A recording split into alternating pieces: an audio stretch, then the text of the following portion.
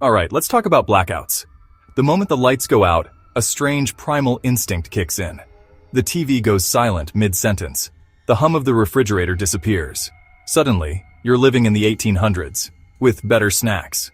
How long will this last? Did I pay the electric bill? Most power outages in a modern grid are actually resolved in under 5 minutes. But the longer ones, hours or days, are where instincts fail us. We all have a mental script for what to do. We learned it from movies and from watching our parents panic when we were kids.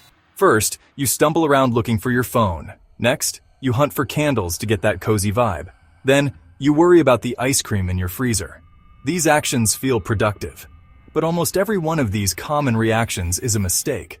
Our modern brains aren't wired for old-school survival situations. We're used to instant fixes and constant connectivity. Take those away and we make inefficient or dangerous choices. It's not about being smart or dumb. It's about having the right info. We often create bigger problems trying to fix no electricity. It's like killing a mosquito with a sledgehammer. So let's break it down. We'll go through the Blackout playbook, chapter by chapter. For every mistake, I'll give a simple, immediate fix you can use next time. Consider this your official guide to not making a blackout worse. Your future, slightly less stressed out self will thank you for it. The power cuts out, an invisible timer starts in your head. It's the food spoilage countdown. Your mind immediately jumps to the expensive steaks, the tubs of ice cream, all those frozen vegetables you swore you were going to eat one day. A hand hesitates before opening a stainless steel freezer door. The urge is overwhelming. You have to check. You creep to the kitchen, grab the handle, pull it open for a quick peek. Just for a second. Check if it's frozen solid. Maybe poke a bag of peas. Feels responsible. Here's the problem. Every time you open the freezer, precious cold air escapes. A modern, well-stocked freezer is a super insulated box. It stays cold a very, very long time if sealed. Full freezer, about 48 hours. Half full, about 24 hours. Opening the door even for seconds shortens that timeline. Warm air gets in and starts thawing. Like trying to keep a bucket full while poking holes, it just doesn't work. Crack the seal and cold air spills out, replaced by warm kitchen air. One guy checked every 30 minutes during a storm. 6 hours later, ruined. Neighbor never touched his. Everything still frozen. Immediate fix. Just stop. Resist the urge. Make a firm rule. Refrigerator doors, off limits. If you must get something, essential medication, be fast and decisive. Under 5 seconds. For everything else, trust the technology. Your freezer is doing its job. Your job! Leave it alone and let it work its magic. When the darkness descends, our minds often drift to a romantic, old-fashioned image. We picture ourselves bathed in the soft, flickering glow of candlelight. It seems cozy, peaceful, and a little bit adventurous. So, we rummage through that one junk drawer where we keep the mismatched birthday candles, decorative scented candles. Lighting them up feels like an instant victory against the darkness. It's a simple, classic solution people have used for centuries. What could possibly go wrong? It's just a little flame. Well, a lot can go wrong. An open flame is, by its nature, a fire hazard. The National Fire Protection Association reports that candles are a leading cause of home fires, especially during power outages. It's shockingly easy for something to go wrong. A curtain could blow into the flame. A child could knock it over. A pet could knock it over. You might fall asleep and leave it burning. My friend once set a candle on a stack of magazines during a blackout, thinking it was a stable surface. He dozed off for a few minutes and woke up to the smell of smoke as the magazines began to smolder. He was lucky he woke up in time. The danger is not just theoretical, it's a statistical reality. In the chaos and disorientation of a blackout, our normal safety awareness can slip. The fix for this is both safer and more effective. Use battery-powered lights. Today there are so many better options than candles. LED flashlight, headlamp. Before the next outage hits, create a dedicated light kit with fresh batteries and several LED light sources. For those who are serious about blackout preparedness, a portable generator can feel like the ultimate trump card. It's a powerful machine that promises to bring your home back to life. You can keep the refrigerator running, power up some lights, even watch TV. When you have one of these sitting in your garage, the temptation to fire it up immediately is huge. Some people, worried about the generator being stolen or wanting to keep it out of the rain, make a critical and often fatal mistake. They decide to run it inside their home, in a garage, on a covered porch. This is, without a doubt, the single most dangerous mistake you can make during a power outage. Generators work by burning fuel, and a byproduct of that combustion is carbon monoxide. Carbon monoxide is colorless, odorless, tasteless, and extremely poisonous. When you run a generator in an enclosed or even partially enclosed space, this deadly gas can build up to lethal concentrations in a matter of minutes. Every year, people die from carbon monoxide poisoning because they ran their generator in a garage, thinking that opening the garage door a little bit would be enough ventilation. It is never enough. The symptoms of CO poisoning are subtle at first: headache, dizziness, nausea, and can easily be mistaken for the flu or general stress from the blackout. As the concentration increases, you can lose consciousness and stop breathing. It's a silent killer that gives very little warning. The fix is non-negotiable and requires no debate. Your generator must always be operated outdoors, far away from your house. The Centers for Disease Control and Prevention recommends placing it at least 20 feet away from doors, windows, vents. And please install carbon monoxide detectors with battery backups on every level of your home.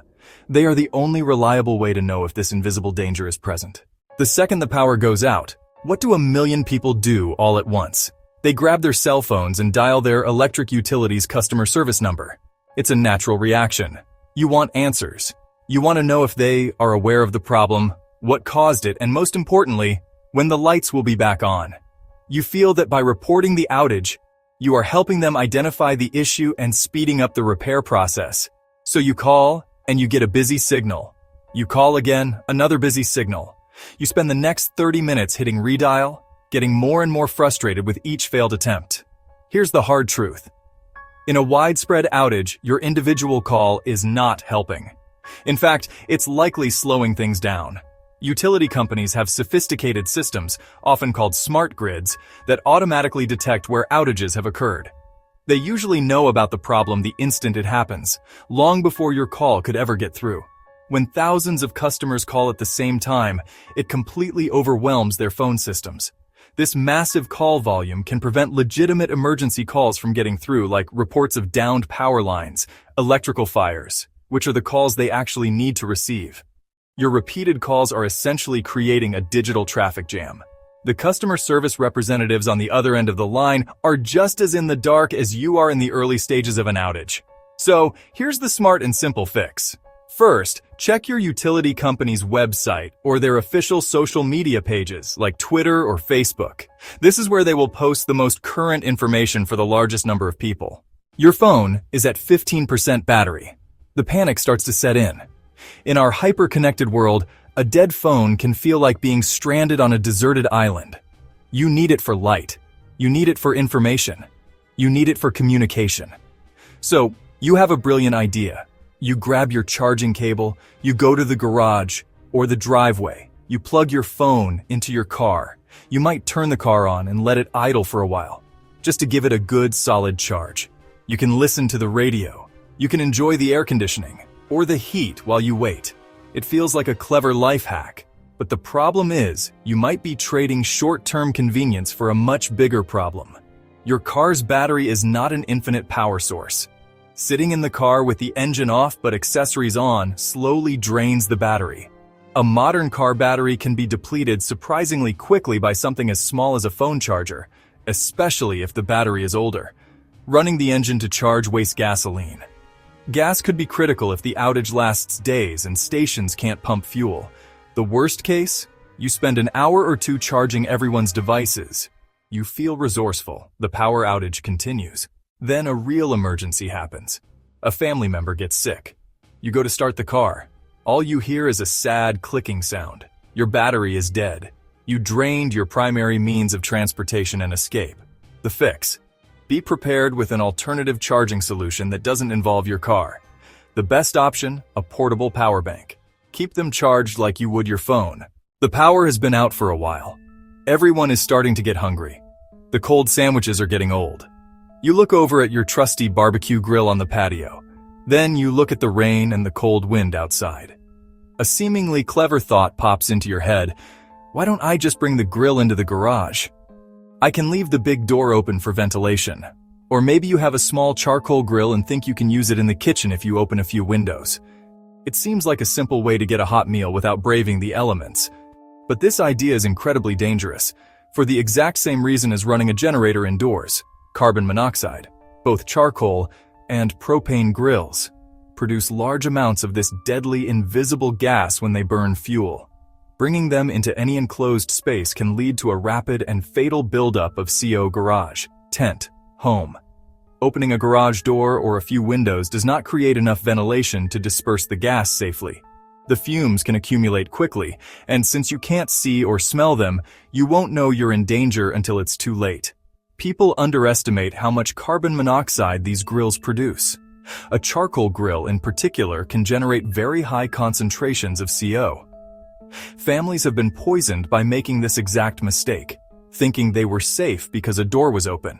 The fix is simple and uncompromising. Grilling is an outdoor-only activity. No exceptions. A hot meal is nice, but staying alive is essential. During a blackout, it's common to leave a few light switches in the on position. The logic seems sound. You choose a lamp in a central room to act as your signal. When that light suddenly comes back on, you'll know the power has been restored. It's a simple, passive way to monitor the situation without having to constantly check if the microwave clock is flashing again. However, leaving all your lights and appliances on can create a problem when the power is restored. When the utility company brings the grid back online, there can be a sudden, massive demand for electricity all at once. This is because every light, television, computer appliance that was left on tries to draw power at the exact same moment. This can create a power surge or an inrush current much higher than normal. This sudden spike can overwhelm the electrical system in your home or on the local grid. This surge can have two negative consequences. For the utility company, it can cause the system to overload again, tripping protective breakers and causing a second outage. For you, this sudden jolt can be very damaging to sensitive electronics. Devices with microprocessors like computers, modern televisions, gaming consoles are particularly vulnerable. The surge can fry their delicate internal circuits, turning your expensive electronics into very expensive doorstops. The fix is to go on a switch hunt. Once you've confirmed you're in a blackout, take a few minutes to walk through your house and turn off or unplug most of your lights and appliances. So, the lights have just gone out. The familiar hum of your home has been replaced by an unfamiliar silence. Your heart might be beating a little bit faster. Before you do anything else, before you start rummaging for candles or opening the freezer, just take a deep breath. The most critical mistakes are often made in the first few minutes of panic. Having a clear, simple plan can make all the difference. Your goal is not to fix the blackout, but to safely and calmly manage your environment until the professionals can do their job. Think of it as your first 5 minutes drill. Here is your new checklist. First, stay calm and get your lights. Grab your emergency kit with your LED flashlights or battery-powered lanterns. Forget the candles. This ensures you can see safely without creating a fire hazard. Second, report. Use your utility's website or app to report the outage, then walk through your house and unplug sensitive electronics to protect them from a power surge. Leave one light on. Third, keep doors shut. Make a firm rule: nobody opens the fridge or freezer.